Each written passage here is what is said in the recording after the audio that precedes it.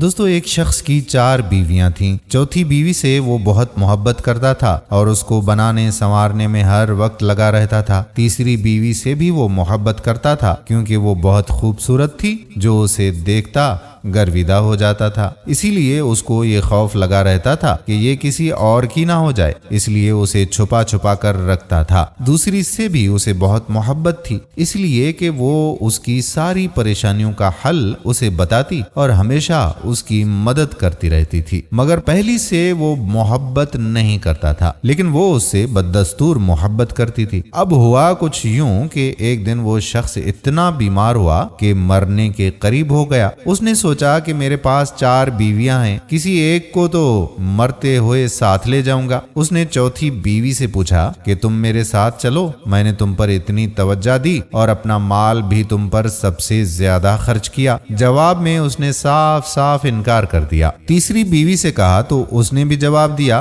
کہ دنیا میں ابھی میرے چاہنے والے بہت ہیں، میں کسی کی بھی ہو جاؤں گی۔ دوسری بیوی نے کہا کہ میں صرف قبر تک تو ساتھ جاؤں گی، مگر اس سے آگے میں نہیں جا سکتی۔ یہ بڑا پریشان ہوا۔ اچانک پیچھے سے آواز آئی کہ میں تمہارے ساتھ قبر تک چلوں گی، اگرچہ تم نے کبھی میری طرف توجہ نہیں کی۔ جب اس نے پیچھے مڑ کر دیکھا تو اس کی پہلی بیوی تھی، جو عدم توجہی اور غذا کی کمی کی وجہ سے بالکل بیچاری کمزور ہو چکی تھی، جس کے سبب قبر میں اس کے کسی کام کی نہ تھی۔ اب یہ افسوس کر رہا تھا کہ میں نے نا سمجھی میں غلطی کی، اگر میں اس پر توجہ دیتا تو آج یہ قبر میں میری اچھی رفیق اور ساتھی ہوتی۔ دوستو چوتھی بیوی سے مراد ہمارے اعضاء تھے، جن کو بنانے سنوارنے میں تو ہم لگے رہتے ہیں، مگر مرتے ہی یہ ہمارا ساتھ چھوڑ دیتے ہیں۔ تیسری بیوی سے مراد ہمارا مال و منال، دولت و جائیداد وغیرہ ہے کہ ساری زندگی لوگوں سے چھپا کر رکھا، مگر مرنے کے بعد یہ دوسروں کے ہو جاتے ہیں۔ دوسری بیوی سے مراد ہمارے اہل و عیال، رشتہ دار اور دوست احباب ہیں۔ دنیا میں یہی لوگ ہمارے کام آتے ہیں، مسائل حل کرواتے ہیں، ہم ان سے جتنی اور جیسی چاہیں مدد لیتے رہتے ہیں، مگر یہ لوگ بھی زیادہ سے زیادہ قبر تک ہمارے ساتھ رہتے ہیں۔ پہلی بیوی سے مراد ہمارے اعمال ہیں، جو قبر میں ہمارے ساتھ جائیں گے،